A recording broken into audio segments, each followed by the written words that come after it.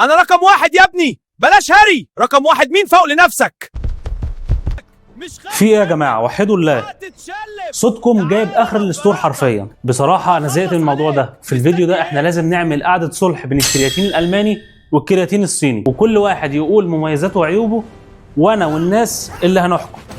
بص يا ابني، انا نقائي 99.9%، يعني انا الاختيار الصح.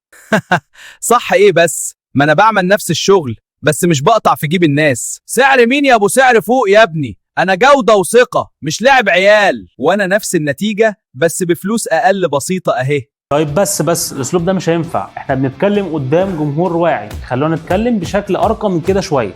انا اسف يا كابتن، حصل خير. ولا يهمك يا تراكتور، اتفضل يا سيدي كمل كلامك. ببساطة أنا بقدم نفس الفايدة والمفعول لكن بسعر مناسب لشريحة أكبر من الناس، وأنا بقدم أعلى مستوى من النقاء والثبات، وده بيخلي النتيجة أكثر ضمانا.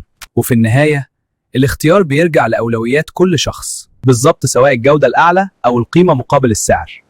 دلوقتي كل واحد قال اللي عنده وكل واحد دافع عن نفسه، بس انتوا هتكونوا الحكام. دلوقتي انتوا شايفين مين افضل، الالماني ولا الصيني؟ مش عايزك تنسى سواء الماني او صيني الاتنين موجودين في عبد الرحمن سبلمنت، ومش عايزك تنسى ان عبد الرحمن سبلمنت ثقة تبني جسمك.